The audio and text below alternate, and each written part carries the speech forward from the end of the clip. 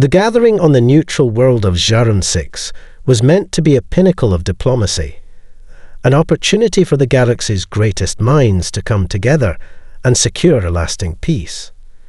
The Esthari, with their regal purple robes and long silver-tipped antennae, stood at the head of the council, their calm demeanour belying their centuries of political prowess.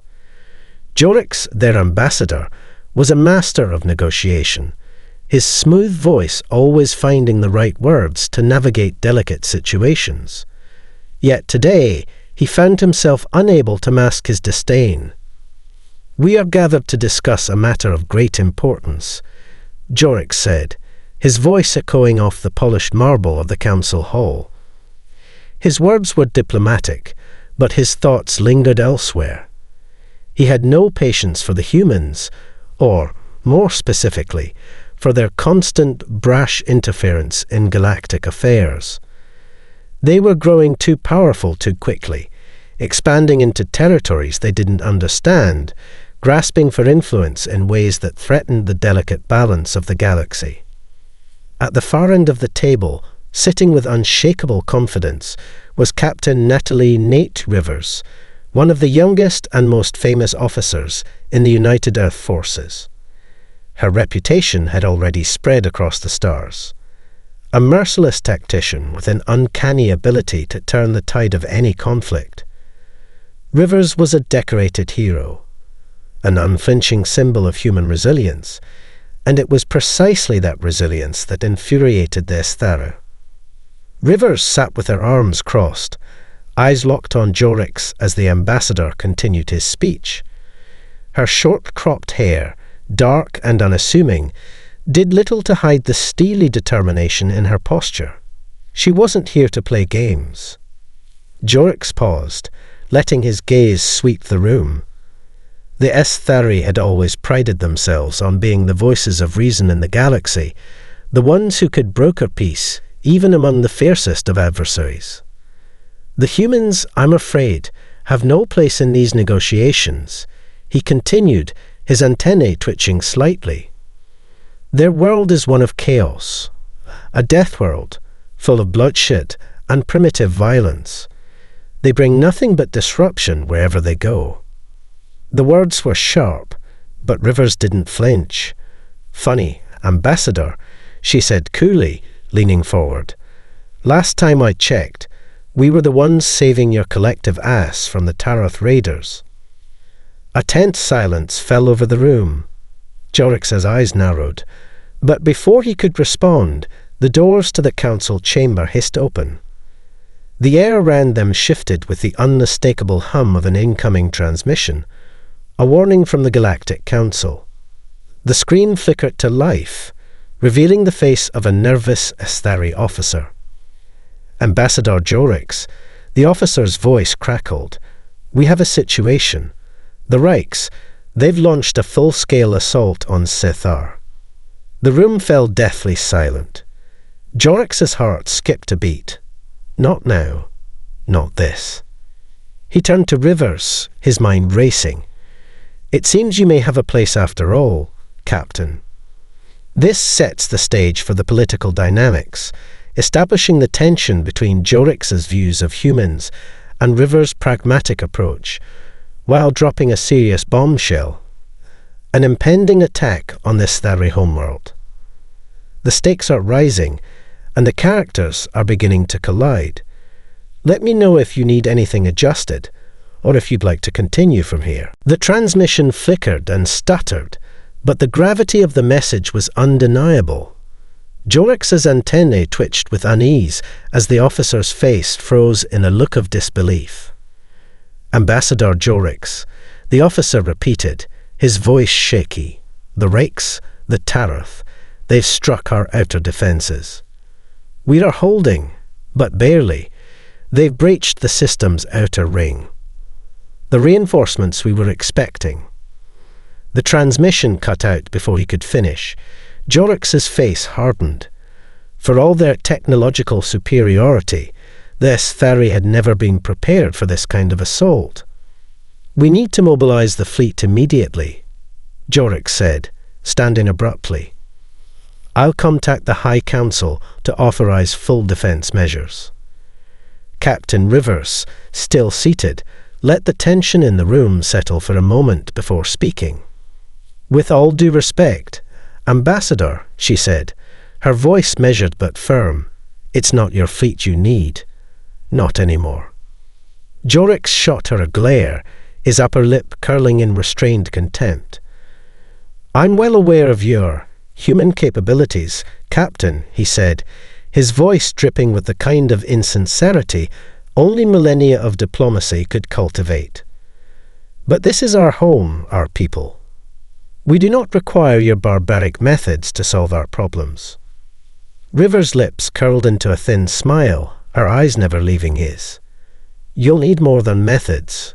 You'll need results. And you need them now."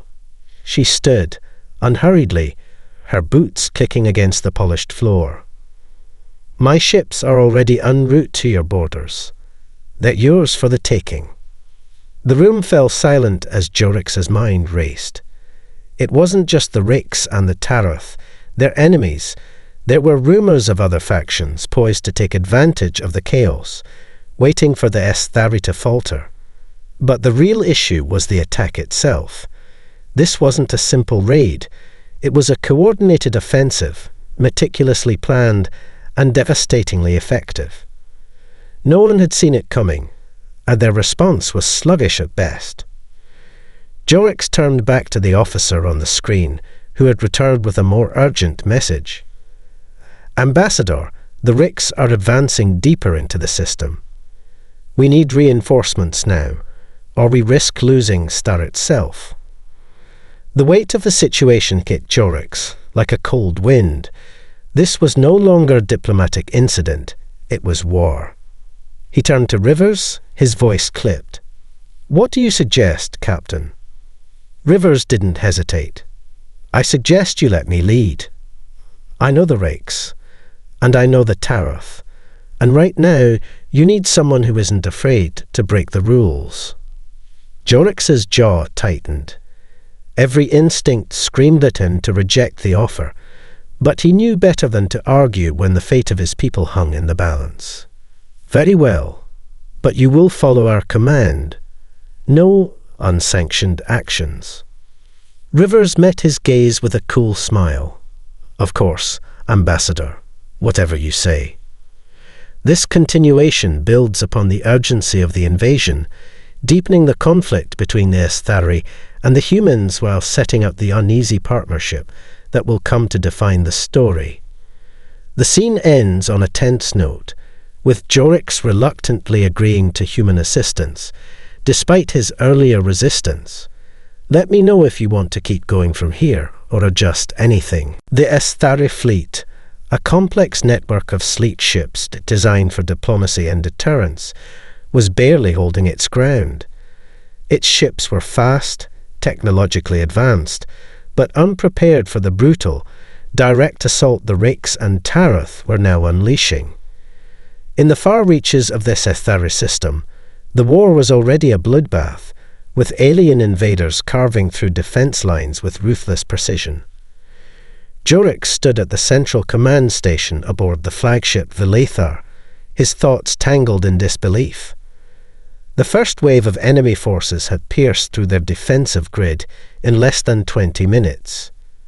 It was a failure of catastrophic proportions, one that would stain this Esthari legacy for generations. Captain Rivers stood beside him, unmoved by the chaos unfolding outside the ship's massive viewports. The Earth fleet had arrived in force, a vast, ragtag assembly of ships, their hulls battered from previous skirmishes, their crews hardened by years of war. They looked nothing like the sleek, serene vessels of the Esthari. The humans had a directness, a savagery to them that Jorix still found disorienting. "I'll give you credit, Captain," Jorix muttered, his voice barely masking the grudging respect. "Your ships arrived faster than I expected." Rivers glanced up at the viewport, where the enemy's fleet loomed in the distance, savage, massive, and gleaming with menacing energy. Her eyes narrowed, the weight of the situation never leaving her expression. "Sometimes, Ambassador, speed is the only thing that matters." She turned to face him fully, her posture relaxed yet taut with a warrior's focus. "I've got enough firepower here to turn the tide, but we don't have much time." "Then we must use every moment wisely," Jorix said. His voice was sharp, but underneath the edges there was the first hint of genuine anxiety. His species had never been on the back foot like this. He could feel it in his bones, the fear of extinction, that quiet whisper of uncertainty creeping in. Rivers pulled up a holographic display, her fingers tapping with precision as the image of their fleet filled the air between them. The layout of their attack was a thing of simple brutality, no room for finesse or negotiation. The human fleet would strike the invaders' rear guard, hitting them where it would hurt most: logistics, fuel, supply lines. "You don't think it's too aggressive?" Jorix asked, his mind racing to understand her strategy. He wasn't used to this kind of cold, merciless calculation. "War isn't about fairness, Ambassador. It's about survival," Rivers replied, her voice hard as iron.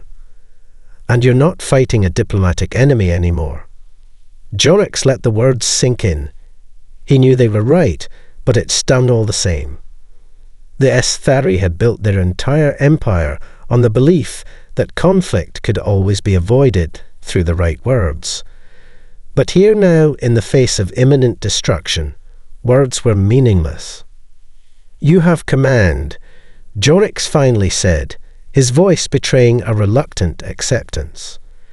"But make no mistake, Captain, when this is over, the Esthari will need more than just victory.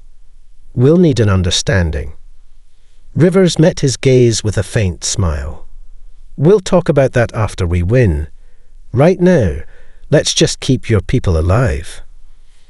This scene marks the beginning of the joint operation, with the two leaders starting to acknowledge each other's strengths and differences. While Jorix still holds onto the notion of diplomacy and strategy, he is beginning to realize the cold reality of war, and that human methods may be his only hope for survival.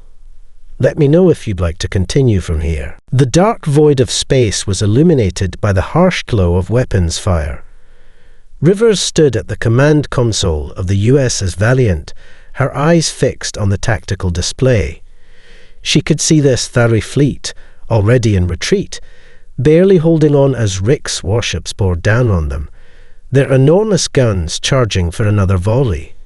The Tarath Marauder ships, smaller but swarming like a pack of wolves, darted in and out of the fray, picking off stragglers.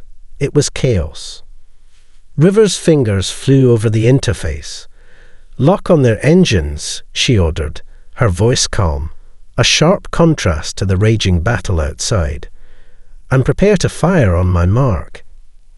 "Aye, Captain," came the quick response from her tactical officer, Lieutenant Jasper Reed. "Locking on now." The Esthari fleet, though powerful, was designed for defense, not full-scale offensive combat. Their ships were built for long-range strikes and defense, relying on delicate systems and calculated moves. But the humans, especially Rivers, saw the situation differently. Where others saw chaos, she saw an opportunity, a way to dismantle their enemy's force by cutting off their supply lines, their escape routes, and their reinforcements. "Captain," said a voice over the comms. It was Jorix, his voice tight with concern. "Are you sure about this? Your strategy?" "Focus on your end, Ambassador," Rivers interrupted. "Let me handle the rest." With a swift motion, she gave the order. "Fire." The Valiant's railguns roared to life, sending a torrent of plasma rounds streaking through space. The first volley tore through the Rick's rear guard, knocking out the engines of their largest ship, the Vorik.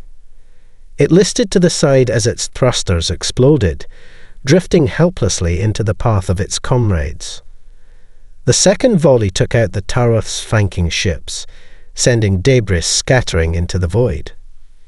In the distance, the Rake's flagship, the Krathzar, began to adjust its position, moving to counterattack. But it was too late.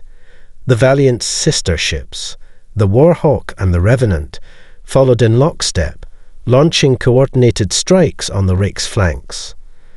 Their bombardments didn't just hit military targets. They crippled supply stations, destroyed mining colonies that were being used to fuel the enemy's war machine, and disabled communication relays. Rivers watched as the enemy lines began to splinter. The Rakes were fighters, but even they couldn't stand against the brutal precision of the human strike. The chaos that followed was no longer a surprise. It was a collapse. Jorix's voice came over the comms again, this time quieter. "I see now," he said, a hint of awe in his voice. This is war." Rivers allowed herself a brief, satisfied smile. "You haven't seen anything yet, Ambassador." This scene is meant to be the moment where the Esthari start to understand the power and effectiveness of the human military methods. Rivers is the spearhead of their strategy, showing that sometimes, to survive, you have to strike with overwhelming force, and the Esthari are beginning to realize that diplomacy won't win this kind of war. Let me know if you'd like to continue. The battle raged on for days, but the tide had shifted. Where the Esthari fleet had once been pushed to the edge of defeat, the human-led counterattack had transformed the battlefield. The Rakes, though fierce and aggressive, had never fought an enemy like this, relentless, unpredictable, and unforgiving. Rivers had torn through their supply lines, and the Taroth marauders, ever opportunistic, found themselves losing their edge as the humans systematically cut off their routes of retreat. Jorix watched from the Vilathar's command center as the battle played out across the stars. The human ships darted in and out of the fray with impossible speed, launching surprise strikes and then vanishing, only to reappear moments later in another corner of the battlefield. Their weapons were precise, their firepower overwhelming. The Rakes had underestimated the humans, and now they were paying for it. But it was more than just the strategy that was changing Jorix's mind. It was the way the humans fought. There was no hesitation, no questioning. River's orders were swift, and her soldiers obeyed without fear, their resolve unbroken by the destruction that surrounded them. They fought with a kind of ferocity that Jorix couldn't quite understand, yet he couldn't deny its effectiveness. He stood alongside Captain Rivers on the Vilathar's bridge, watching as another wave of enemy ships fell into disarray. This Thari officer at the station next to them, who had once been a staunch skeptic of human tactics, now looked on with wide-eyed respect. This is how you fight," Jorix muttered, almost to himself. Rivers didn't look at him, her focus locked on the tactical map. "This is how you survive," she corrected. Jorix's antennae twitched in thought. There was a truth in her words that unsettled him. The Esthari had always believed that peace, diplomacy, and balance could prevent war. That strength was something to be wielded only as a last resort. Yet here they were, winning not through elegant negotiations or subtle influence, but through sheer force. "You see now, don't you?" Rivers said, her voice low, as though reading his thoughts. "War isn't about honor or rules, it's about power, and the galaxy respects power." Jorix clenched his fists at his sides. He had spent his entire life building his identity around the idea of a higher, more enlightened way of life, a belief that violence was never the answer. But watching the Rakes forces crumble, watching this Thari regain their ground thanks to human strategy, he began to realize how naive that view had been. "Perhaps," he said slowly, "we have been too complacent for too long." Rivers shot him a quick glance. I'm not saying you should give up your way of life. But if you want to stay alive, you need to understand that the galaxy doesn't always play by the same rules. A loud explosion rattled the ship as a Rix destroyer, crippled by a direct hit from the Warhawk, spiraled into the darkness. This scene deepens the shift in Jorix's perspective as he begins to understand the harsh realities of war and the value of human aggression. River's no-nonsense approach forces him to confront his own ideals about peace and strength. The battle's turning point isn't just tactical, it's ideological, and Jorix is starting to see that survival may require more than just diplomacy. Let me know how you'd like to continue. The Krathzar, the Rix's massive flagship, hung in the distance like a looming dark cloud. Its weapons were formidable, its hull reinforced by layers of plating, but its greatest strength was its sheer size. The ship had become the cornerstone of the Rix's entire assault, a symbol of their dominance. But Jorix had no illusions anymore. The Krathzar needed to fall if the Esthari were to survive. The Rix fleet had become a rabid animal with its head still intact, and that head had to be removed. "Captain," Jorix said, his voice steady but his gaze unwavering, "we need to hit them where it hurts, their command center. Take out the Krathzar, and the rest will follow." Rivers nodded, already pulling up the schematics of the Rix flagship. The plan was risky, but it was their only shot. The human ships would approach from the rear, while the Esthari fleet would create a diversion at the front. The goal wasn't to engage the Rix head-on, it was to punch through their defences and make a surgical strike on the heart of their operation. "I'll lead the charge with the Valiant," Rivers said, her voice low and confident. "We'll hit them fast. The moment they know we're coming, the diversion will begin." Jorix's lips pressed into a tight line. He didn't like it. He didn't like the idea of sacrificing so much in the name of one strike. But the humans had proven themselves, and at this point, he trusted their ruthlessness more than his own people's calculated hesitation. "Be careful, Captain," Jorix said, the words sounding strange coming from him. For the first time, he wasn't sure if he was speaking to a fellow commander or something more, a comrade. "Careful doesn't win wars," Rivers replied, her tone hard. "We'll make our own luck." The operation began under the cover of darkness, both literal and strategic. As human ships moved into position, the Esthari fleet initiated a full offensive at the front lines, firing a barrage of disruptor blasts meant to confuse and disorient the Rix. In response, the enemy fleet charged forward, chasing the Esthari in a predictable pattern. The Valiant and its escort slipped through the gap, using their superior speed to close in on the Krathzar. But just as they were about to breach the flagship's shields, the Rix made an unexpected move. They deployed their best forces, elite warriors in heavily armed strike craft. "Incoming," shouted Lieutenant Reed from the bridge. Rivers didn't flinch. "Brace for impact, and hold the line." The battle turned into a blur of adrenaline and explosions. The Krathzar fired relentlessly at the incoming humans, but their ships weaved and dodged with uncanny precision, the result of years of brutal experience. Meanwhile, Jorix's forces continued to push forward, keeping the Rix attention split. It was a race against time. Rivers ordered her ships to engage the Rix defences directly, with the rest of the fleet covering their rear. Explosions erupted all around them as Rix warships tried to close the gap. Then, with a single calculated strike, the Valiant fired its main cannon at the Krathzar's command centre. The shot slammed into the flagship's bridge, sending shockwaves through the Rix fleet. The Krathzar shook violently as it lost its communications and command systems. The flagship's power core exploded moments later, a burst of energy that set the entire ship aflame. "Direct hit," Reed shouted, his voice elated but grim. "The Krathazar is down." But as the flagship fell, so did the enemy's rear guard. The human fleet had broken through, and the Ricks were in disarray.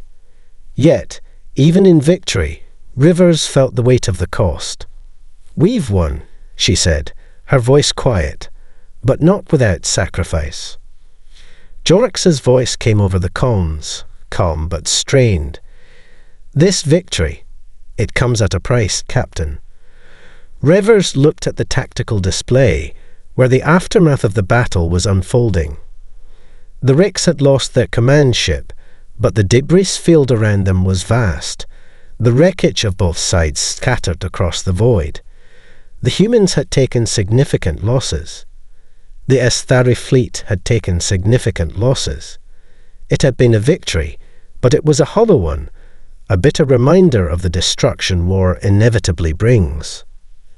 "Every victory comes with a cost," Rivers said, more to herself than to Jorix. "But if it means keeping your people alive, it's worth it." Jorix was silent for a long moment before he spoke again. Perhaps you are right, Captain.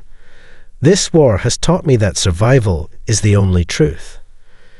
This section highlights the brutal nature of the battle and the sacrifices made on both sides to achieve victory. The successful strike on the Krathazar turns the tide, but it also leaves both the humans and the Esthari with a sense of unease about the true cost of survival. The seeds of respect between the two species are deepening, but so are the scars of war.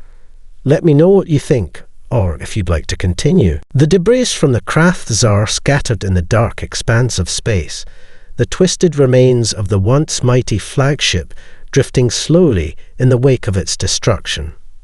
For the humans, it was a tactical win. For the Esthari, it was a bitter reminder of how quickly the balance of power could be tipped in a war they had never truly wanted. On the Vilathar, Jorix stood before a holographic map, watching as the last of the Rix ships fled the system, leaving behind only the wreckage of their once proud fleet. The tactical data was clear. Victory was theirs. Yet, as he looked over the battlefield, he couldn't shake the feeling of unease that gripped him. The human way of warfare was efficient, brutal, and effective, but it was also costly. "We've driven them back for now," Rivers said, entering the bridge with her usual confidence, though her eyes were darker than usual. "But the war's not over.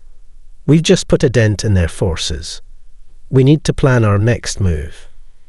Jorix turned to her, his expression unreadable. "Yes, Captain. We've won, but at what cost?" He gestured toward the tactical map, where the glowing icons of both human and Esthari ships were scattered across the screen, some flashing with damage indicators, others marked as destroyed entirely. The Esthari had lost more than a dozen ships, and the human fleet had suffered similar losses. Rivers didn't respond right away. She knew the toll. But she also knew that war had a way of forcing difficult decisions. "War isn't kind," she said finally. "I wish I could promise you there wouldn't be more losses, Ambassador, but I can't. All I can promise is that we'll win." Jorix let out a breath, his antennae twitching in agitation. "You're right. I never thought I would say this, but your methods, our methods, have saved us. I owe you that." Rivers met his gaze with quiet intensity. "I didn't do this alone. You were right there with us, Ambassador. We're in this together now." For the first time, Jorix saw a flicker of something in her eyes, a strange, reluctant respect. The human officer had a strength that wasn't just in her weapons or tactics. It was in her willingness to accept the hard truths of war, to do whatever it took to survive. It was something Jorix was still coming to terms with. Before he could respond, a sharp beep cut through the silence. An incoming transmission from Earth. Rivers moved swiftly to the comms station, her tone shifting to something more formal. "Rivers here. What's the situation?" The voice on the other end was tense. "Captain, there's been a development. The Tarath are regrouping. They've formed an alliance with another faction, one we didn't anticipate. It's bad. They've pulled in more ships, and they're aiming for your sector." River's eyes narrowed. "How many ships?" "Enough to turn the tide. We're looking at a full-scale offensive within the next 48 hours. The news hit like a punch to the gut. The humans had already stretched their forces thin, and the Esthari, though technically victorious, were in no condition to mount another immediate defense. The war was far from over. Turning to Jorix, Rivers said, "We need every ship you've got, Ambassador, and we need them yesterday. Can we count on your fleet?" Jorix looked at her, his face hardening. "You have it, Captain. Whatever it takes." This part highlights the growing alliance between the Esthari and humans, but also the new threats looming on the horizon. While they've won a crucial battle, it's clear that the war is far from over.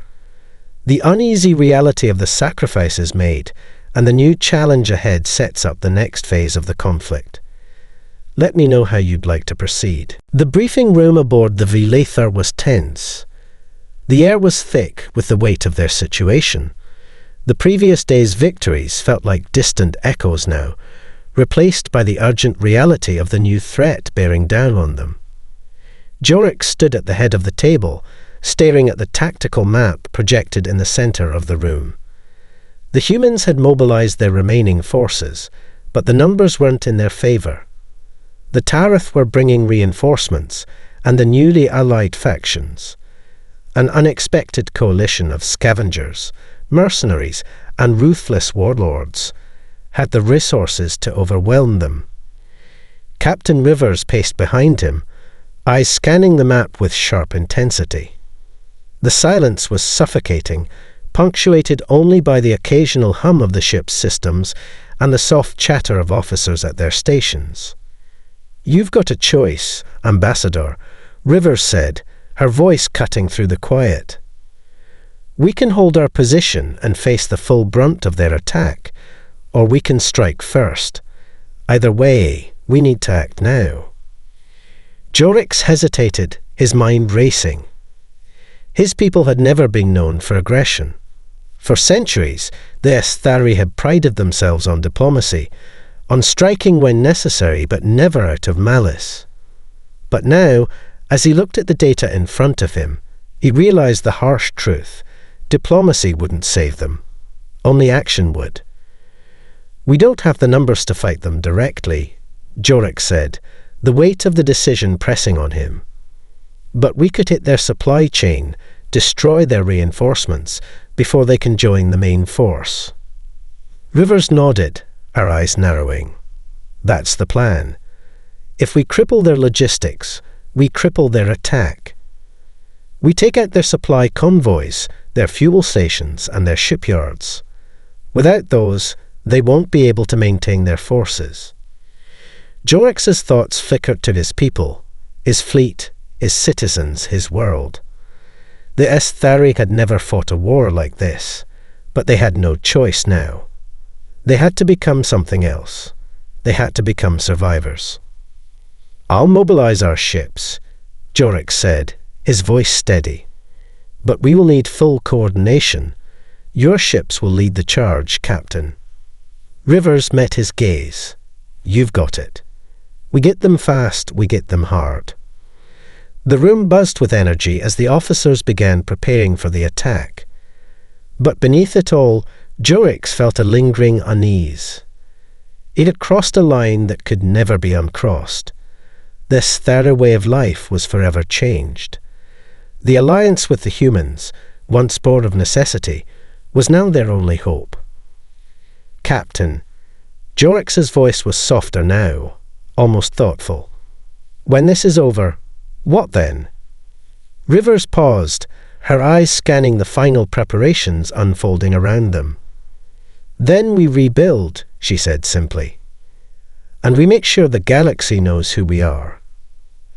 As their forces moved into position, Jorix couldn't help but think of the sacrifices that lay ahead.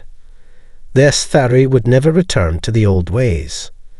Victory would come at a price, one that neither species was ready to face fully, but one that they would have to accept if they were to survive the storm that was coming.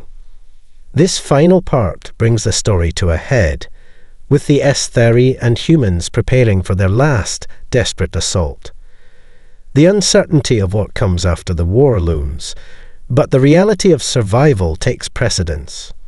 Both species have changed irreparably, but the question of what they'll become when the war ends remains unanswered. It's a fitting conclusion to the immediate conflict, setting up the potential for future stories or deeper explorations into the evolving alliance. Let me know your thoughts.